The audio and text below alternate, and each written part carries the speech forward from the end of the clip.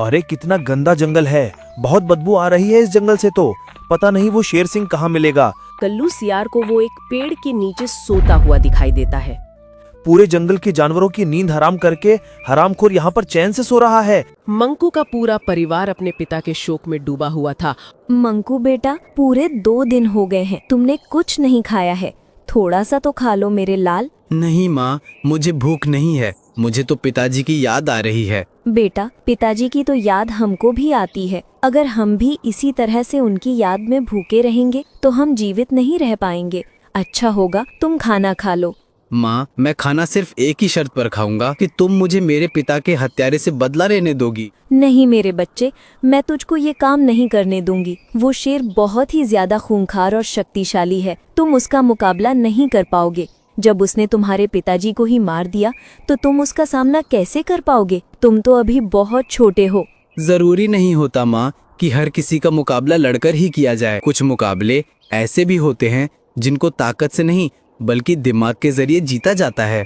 तुम बस देखते जाओ शेर सिंह को मैं अपने दिमाग की ताकत से कैसे मजा चखाता हूँ माँ। पर मेरे बच्चे, तू शेर सिंह का मुकाबला कैसे कर पाएगा? वो एक ताकतवर शेर है और तू एक कमजोर गधा है। तू उससे हार जाएगा मेरे बेटे। वो तुझको भी मार डालेगा जिस तरह से उसने तेरे पिताजी को मारा है। तू क्या चाहता है, जिस तरह से मैंने तेरे पिताजी को खो दिया है मैं तुझको भी खो दूं? मुझे कुछ नहीं होगा। मेरे पिताजी का आशीर्वाद हमेशा मेरे साथ है। बस तुम मुझे जाने की आज्ञा दे दो। ठीक है मेरे बेटे, जब तुम नहीं मानते तो मैं तुमसे ज्यादा बहस नहीं करूंगी। बस इतना ही कहूंगी कि अपना ख्याल रखना। और मंकू अपने पिता की मौत का प्रतिशोध लेने के लिए चला जाता है।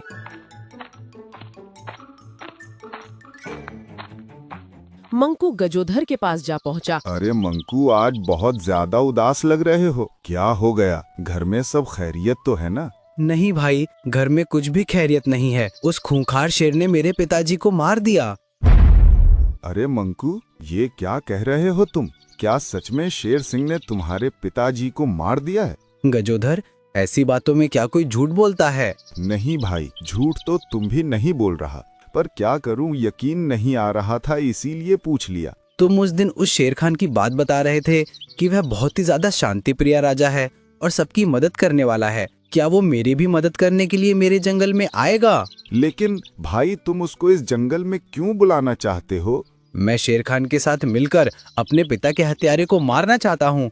तो मुझको शेर खान के जंगल का रास्ता भी बता दो और उससे कैसे मिलना है ये भी बता दो। हाँ मंकू, मैं इस काम में तुम्हारी पूरी मदद करूंगा। शेर खान से मिलना तो मुश्किल है। अगर तुम किसी तरह से उसके महामंत्री कल्लू सियार को पटा लो तो कुछ बात बन जाए। ठीक है गजोधर भाई, अब तुम शेर खान के जंगल का पता और बता दो तो मेरा काम और भी आसान हो जाएगा। अरे मंकू, तुमको मैं जंगल का पता क्या, मैं भी तुम्हारे साथ चलूंगा और शेर खान को तुम्हारी मदद करने के लिए भी राजी करूंगा। आखिर तुम मेरे परम मित्र हो।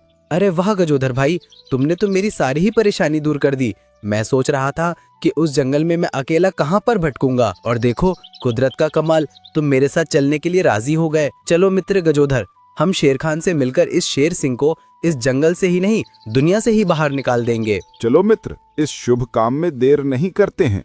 आखिर हमको बहुत लंबा सफर तय करके जाना। और दोनों मित्र शेर खान के जंगल के लिए रवाना हो जाते हैं। और दोनों काफी देर चलते चलते एक खूबसूरत से जंगल में पहुंचे।